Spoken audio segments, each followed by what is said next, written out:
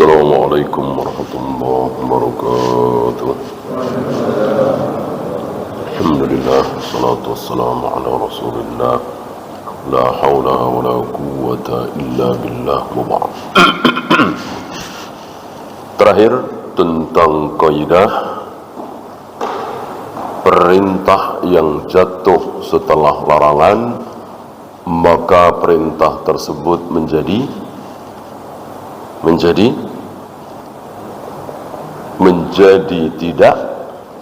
tidak wajib.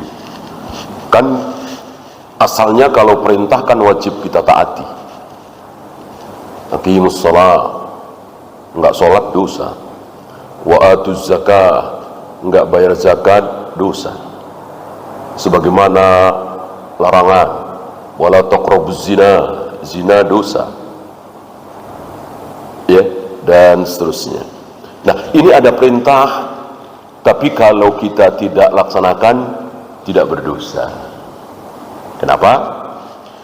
Karena perintah itu diawali oleh larangan. Seperti apa kemarin?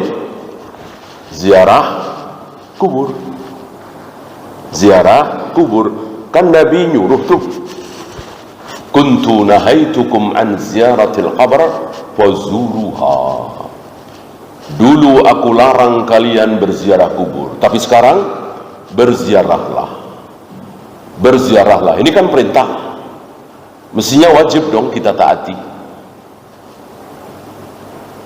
Para ulama, tidak ada satupun ulama yang mengatakan ziarah kubur itu wajib minimal sekali seumur hidup. Nggak ada. Nggak ada. Seumur hidup itu bagi yang mampu. Ziarah nggak ada. Seumur hidup belum pernah ziarah kubur, tidak berdosa, karena memang tidak wajib. Bukan haram ya. Ziarah kubur sunnah, mustahab, disukai. Itu dzakirul maut, agar kita ingat mati. Banyak manfaat dari ziarah kubur. Mungkin di antara antum ada yang berniat mau selingkuh misalnya, korupsi misalnya, berantem misalnya, bunuh orang misalnya. Coba ke kuburan. Coba ke kuburan. Ini teman saya dulu, teman akrab saya dulu, ini ayah saya dulu, ini adik saya dulu, ini kakak saya, dan seterusnya. Insya Allah niat kita mau berantem, mau membunuh, mau korupsi, mau berzina, mau selingkuh, insya Allah kita batalkan. Ya. Tapi tidak wajib, walaupun itu diperintah oleh Nabi Sallallahu Alaihi Wasallam. Kenapa? Karena perintah tersebut diawali oleh larangan. Termasuk perintah bertebaran di muka bumi setelah selesai melaksanakan apa kemarin? Salat Jumat. Ya. Fa idza qudiyatis salatu fantashiru fil ardh. Apabila kalian selesai melaksanakan salat Jumat, maka bertebaranlah kalian di muka bumi. Yang petani kembali ke sawah, yang pegawai kembali ke kantor, yang dosen kembali ke kampus, yang pedagang kembali ke pasar, dan seterusnya. Wajib, mestinya ya, mestinya wajib, orang diperintah kok. Fantashiru fil ardh. Kenapa menjadi tidak wajib? Karena diawali oleh larangan. Apa? Larangan bertebaran di muka bumi, larangan berdagang, larangan bertani, larangan bekerja dalam bentuk apapun ketika terdengar azan Jumat. Ya ayyuhalladzina amanu idza nudiya lis-salati min yaumil jum'ati fas'au ila dzikrillahi wa dzarul bai'. Ya, jika kalian telah mendengar azan Jumat dikumandangkan, maka bersegeralah kepada zikrullah dan tinggalkanlah semua urusan jual beli. Ya jual beli, ya sewa menyewa, ya belajar mengajar, ya mencangkul, pokoknya seluruh urusan dunia. Laki-laki ya, wajib mendatangi masjid. ketika adzan Jumat berkumandang.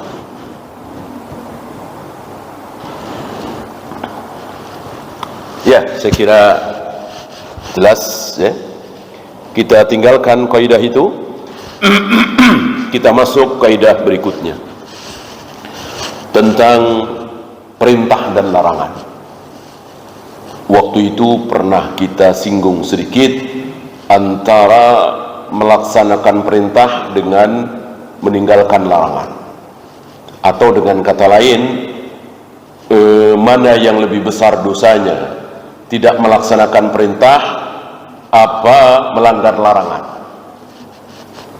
Atau contohnya, mana yang lebih besar dosanya, tidak sholat apa berzina?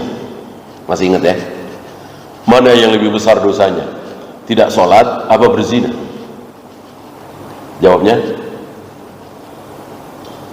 berzina apa tidak sholat yang lebih besar dosanya? Tidak sholat. Tidak sholat. Bagaimana kalau lebih dari zina? Memperkosa, berzina berdosa, memperkosa jauh lebih berdosa. Dengan tidak sholat, lebih besar mana dosanya? Tetap masih besar tidak sholat. Bagaimana kalau saya naikkan memperkosa ibunya? Innalillah. Dengernya aja merinding ya. Kayak apa dosanya memperkosa ibunya? Dengan tidak sholat, lebih besar mana dosanya? Tetap lebih besar tidak sholat. Ya, saya kira dalilnya sudah kita bahas waktu itu, yaitu dua contoh besar, yaitu dosanya Adam dan dosanya iblis. Dosanya Adam dan dosanya iblis. Dua-duanya sama-sama berdosa. Adam berdosa karena melanggar larangan, wala taqrabu hadhihi syajarah, wahai Adam, Hawa, jangan dekati pohon itu. Adam nekat mendekati pohon itu. Dosa besar, Allah murka, Allah usir Adam dari surga. Nah sekarang, apa dosa iblis? Apa dosa iblis? Tidak mau melaksanakan perintah. Ada perintah dari Allah, usjudu li Adam, sujudlah engkau kepada Adam. Sujud di sini memuliakan, menghormati, bukan menyembah. Ya. Sujudnya tetap sujud, tapi bukan menyembah, tapi memuliakan, menghormati. Iblis tidak mau. Iblis tidak mau. Allah murka, Allah marah, perintahnya tidak ditaati. Pertanyaan, mana yang lebih besar dosanya? Adam apa iblis? Kan kesalahan iblis cuma itu.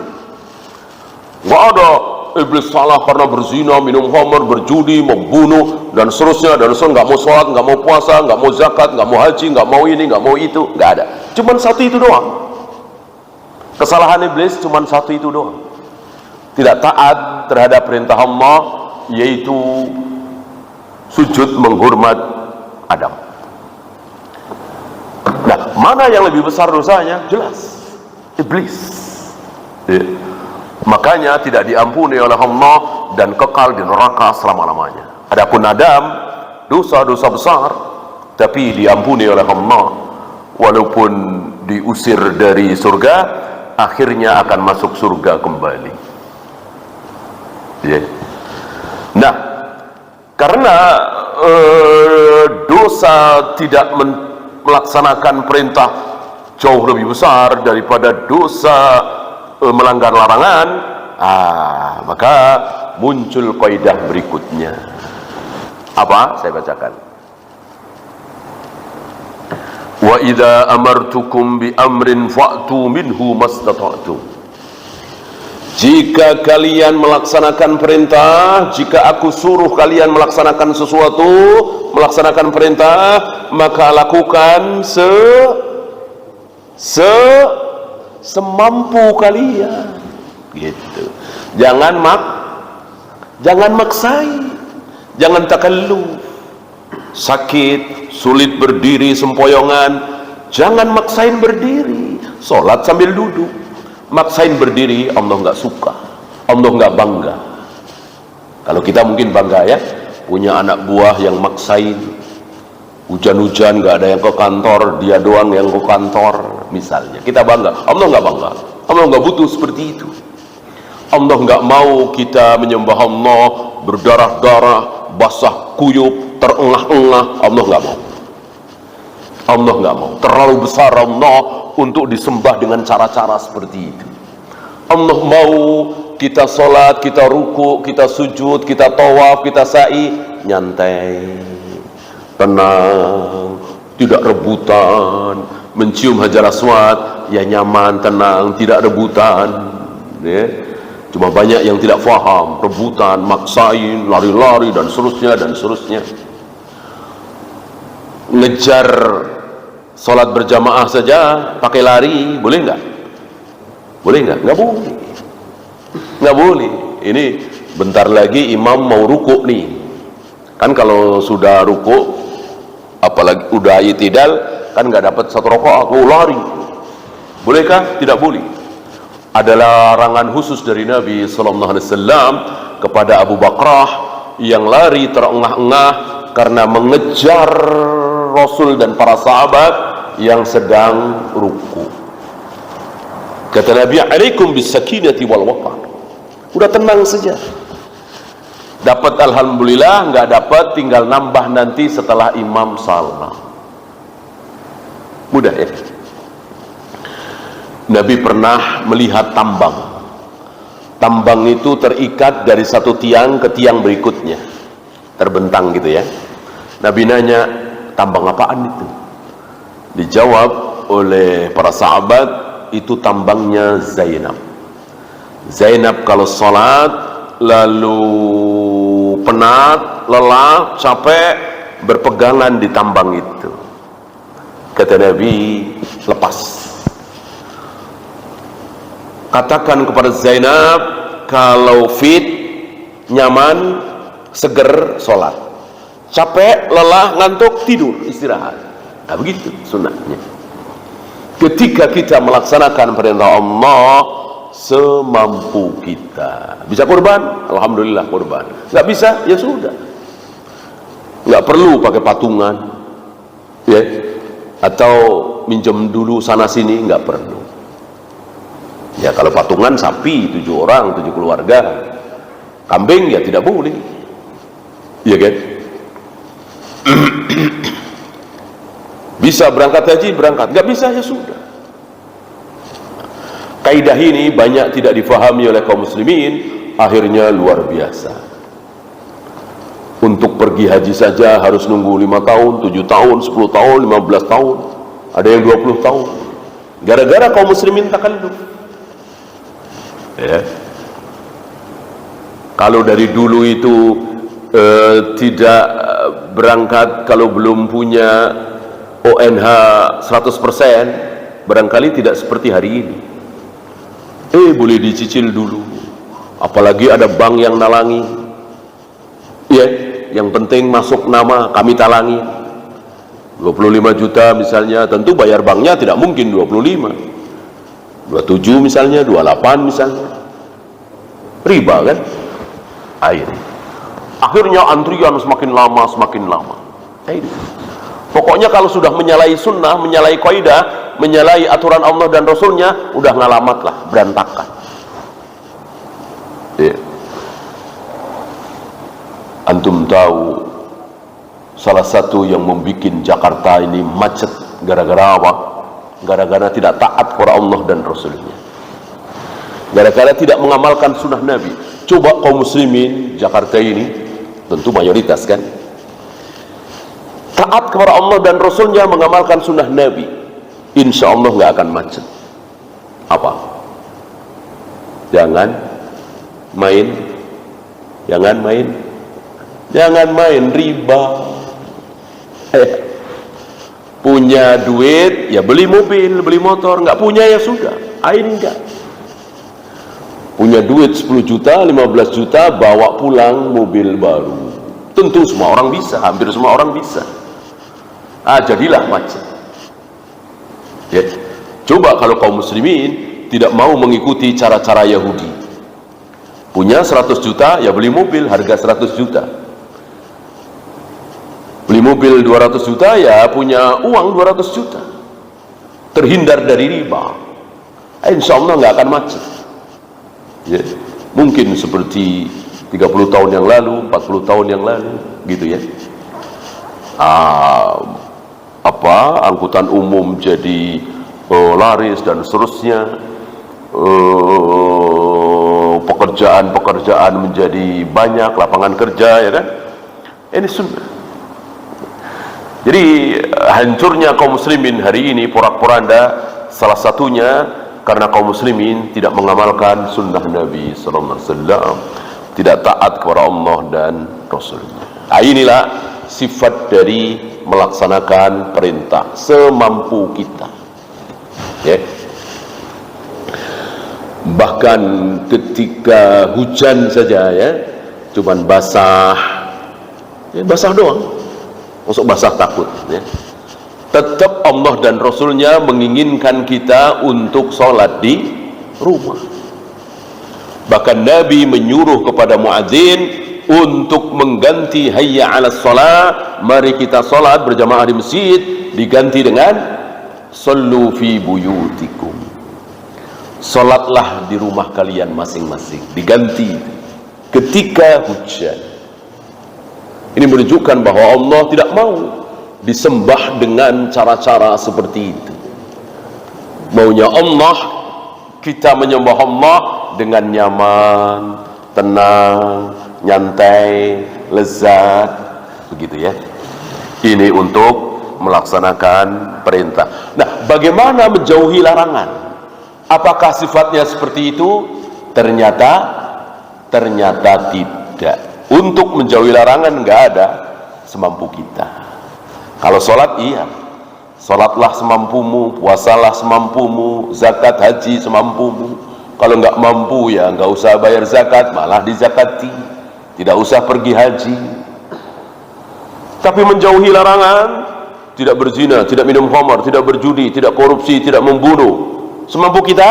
Tidak. Ya, fajtanibuhu, jauhi sejauh-jauhnya. Maka keliru kalau ada orang mengatakan, ya sudah tinggalkan khamar semampumu, tinggalkan rokok semampumu, tinggalkan judi semampumu. Ini salah besar. Kenapa? Karena tidak mungkin ada orang yang tidak mampu untuk tidak minum khamar. Nggak mungkin. Tidak mungkin ada orang yang tidak mampu meninggalkan judi, meninggalkan zina. Nggak mungkin. Kalau sholat mungkin, sholat sambil berdiri mungkin, puasa sangat mungkin, zakat haji sangat mungkin. Jutaan orang yang tidak sanggup zakat, tidak sanggup haji, tidak sanggup puasa, tidak sanggup sholat sambil berdiri, banyak sekali. Tapi saya nggak bisa kalau nggak zina, saya nggak bisa kalau nggak minum khamr, saya nggak bisa kalau nggak korupsi. Ini mengada-ada, nggak mungkin. Ya. Oleh karena itu jauhi sejauh-jauhnya. Bukan, maka Allah dan Rasulnya tidak mengatakan jangan berzina, enggak kan? Enggak, tapi jangan mendekati zina. Jadi dekat saja jangan, mimbabil aula. Mafhum muwafaqah. Dekat saja tidak boleh, haram, apalagi zina. Gitu ya. Ketika Allah melarang khamr dan judi, kalimatnya apa? Rijsum min amalis syaitan fajtanibuhu. Khamr dan judi itu najis, perbuatan syaitan, jauhi sejauh-jauhnya. Allah enggak bilang jangan minum khamr ya, jangan berjudi ya, enggak. Jauhi khamr dan judi sejauh-jauhnya. Kenapa? Karena ini larangan. Untuk tidak melanggar larangan, jadi nggak ada istilah semampu kita. Dari sini batillah teori sebagian dokter mungkin ya, pecandu narkoba ini nggak mungkin diputus sekaligus. Masih kita kasih narkoba, tapi kurangin dosisnya. Menurut kaidah ini salah. Ya, saya berani menyalahkan karena bertentangan dengan wahyu. Kan nggak mungkin wahyu salah, ya kan? Kalau dokter salah, ya mungkin sekali. Dokter salah, ya sangat mungkin sekali. Teori dokter tahun 2000 dibantah oleh teori dokter tahun 2005, dibantah lagi di tahun 2010. Ini kan hal yang wajar. Kalau wahyu kan nggak mungkin. Mana ada wahyu dibantah oleh Ra'yu? Mana ada wahyu dibantah oleh Imam Syafi'i, Imam Bukhari, Imam Malik? Nggak mungkin ada. Wahyu pasti benar. Masuk Tuhan salah? Wahyu itu kan dari Tuhan, dari Allah.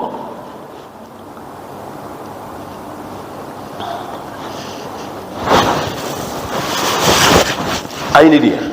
Ya. Maka walaupun kita tidak tahu apa-apa tentang narkoba dan seterusnya, kaidah itu salah. Maka ada, mungkin antum pernah dengar ya, di daerah Tasik apa mana itu kalau rehabilitasi narkoba, nggak ada ampun, stop langsung, dilelepin, diguyur air dan seterusnya. Alhamdulillah, nggak ada kabar mereka pada bergelimpangan mati, ya, karena memang sesuai dengan kaidah. Kaidahnya itu berhenti dari maksiat itu sekaligus, nggak ada pelan-pelan.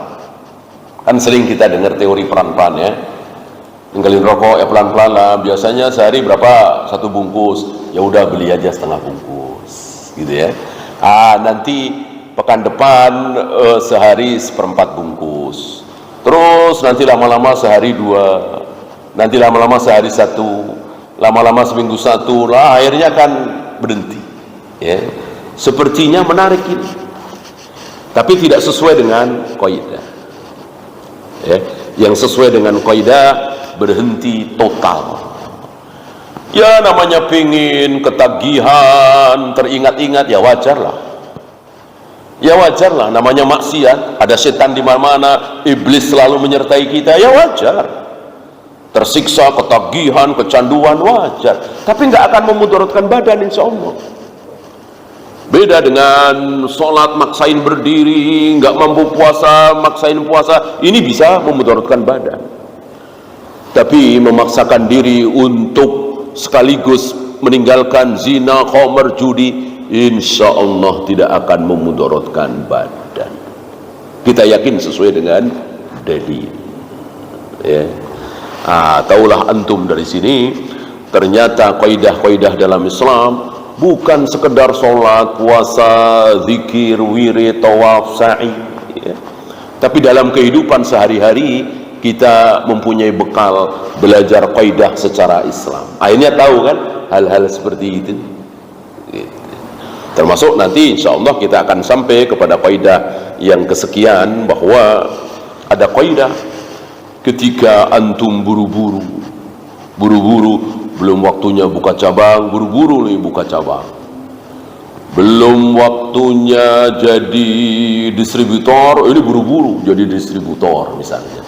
Tunggulah kehancurannya. Nanti ada kaidah seperti itu. Ya. Man ta'ajjala bi syai'in qabla awalihi uqiba bi hurmanihi. Barang siapa yang buru-buru ingin mendapatkan sesuatu sebelum waktunya, maka Allah akan hukum dia. Dengan apa? Dengan kegagalan.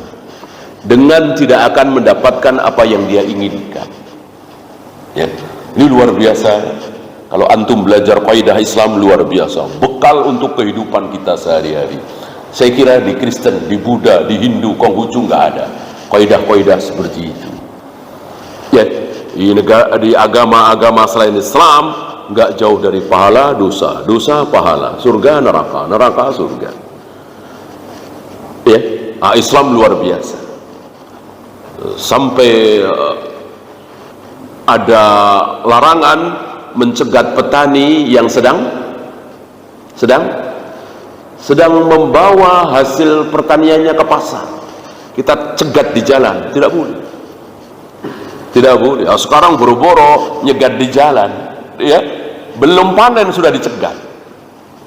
belum panen, masih kembang, bahkan baru nanam sudah dicegat oleh apa istilahnya, ijon, tengkulak, apa mereka istilahnya. Ini hancur, kasihan petani. Mosok petani nanya, petani kentang nih, petani mangga nih, petani buah nih, nanya sama, sekarang kentang berapa ya? Kan di mana-mana yang punya barang, yang berkuasa, saya mau jual sekian, kan gitu. Ya, saya punya barang ini, saya mau jual berapa, terserah saya. Nah, lihat hari ini rata-rata petani nanya kepada pembeli, sekarang kentang berapa, sekarang duren berapa, sekarang mangga berapa. Padahal kan suka-suka dia, orang barang punya dia. Ya, nah ini dipelajari dalam kaidah Islam, luar biasa, yang tidak ada di agama-agama lain.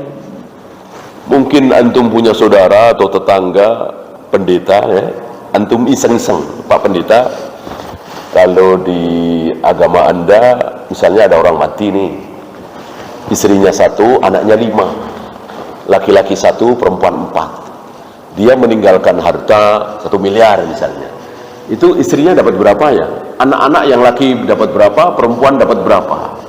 Ini kan sederhana sekali. Belum nanti kalau nggak ada anak laki-laki, anaknya perempuan semua, Islam punya jawaban. Ya, saya kira mereka nggak punya jawaban. Ya, kalau antum tanya kepada 5 pendeta, insya Allah jawabannya 5. Orang ngarang semua, istihad semua, nggak ada aturannya. Gitu.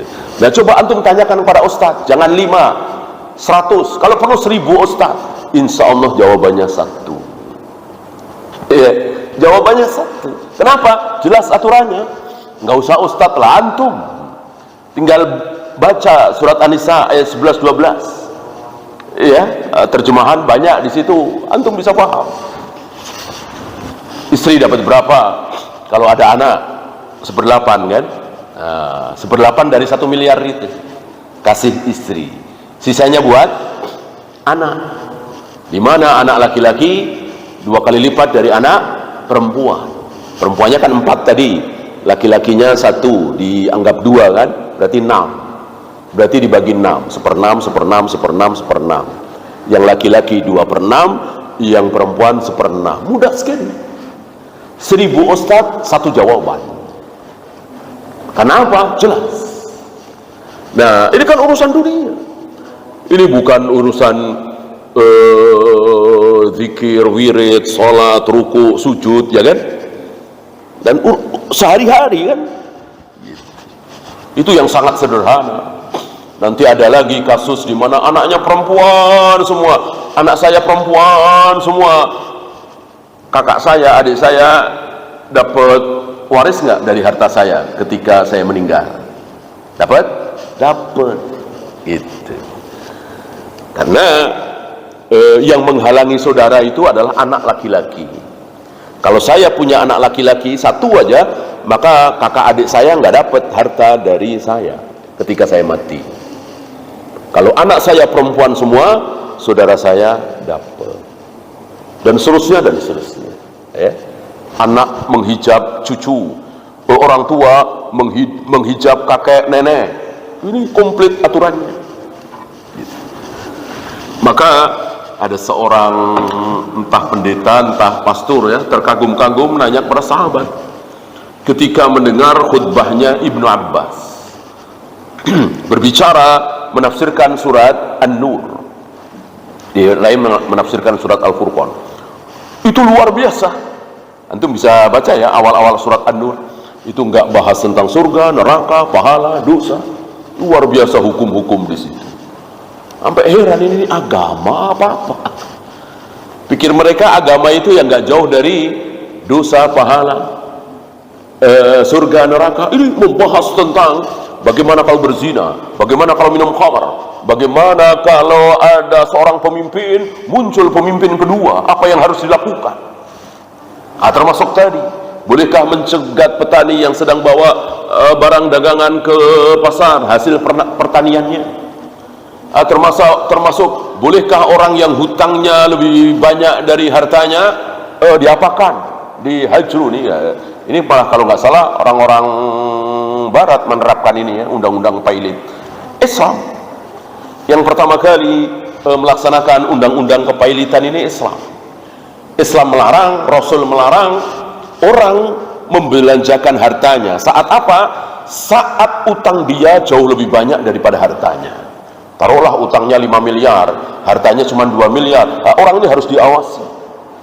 Tidak boleh seenaknya dia jual ini, jual itu. Cukup buat makan dan minum saja gitu. Ini ada dalam Islam. Nah, si pendeta atau pastor ini penasaran, nanya kepada salah satu sahabat, hal 'allamakum nabiyyukum kulla syai'? Apakah nabi kalian itu mengajarkan kepada kalian segala sesuatu? Kok kayaknya semuanya dibahas dalam Islam? Dijawab dengan enteng oleh sahabat ini, ya, 'allamana nabiyyuna kulla syai' hatta al-qira'ah. Betul, nabi kami mengajarkan kepada kami segala sesuatu dalam dunia ini. Dunia ya, bukan agama, bukan akhirat, dunia ini. Hatta al-qira'ah, sampai tata cara buang air. Bayangkan, tata cara buang air. Bolehkah menghadap kiblat kalau di tempat terbuka? Apa yang harus dilakukan, dengan apa seandainya tidak ada air? Istinjaknya pakai apa? Ini disabdakan oleh Nabi SAW. Di agama lain tidak ada ya. Maka tata cara buang air saja diajarkan oleh Nabi, oleh Islam. Bagaimana tata cara memilih presiden, memilih khalifah, ekonomi Islam, persatuan Islam, perdagangan dan seterusnya. Kalau nggak diajarkan, aneh ya. Bosok tentang cebok saja diajarkan oleh Islam, begitu tentang kepemimpinan, tentang kekhalifahan, tentang perdagangan nggak diajarkan. Aneh ya. Saya kira satu atau dua ya kita siang ini. Untuk selanjutnya insyaallah kita lanjutkan kesempatan berikutnya. Sebelum ditutup, ada pertanyaan, silakan.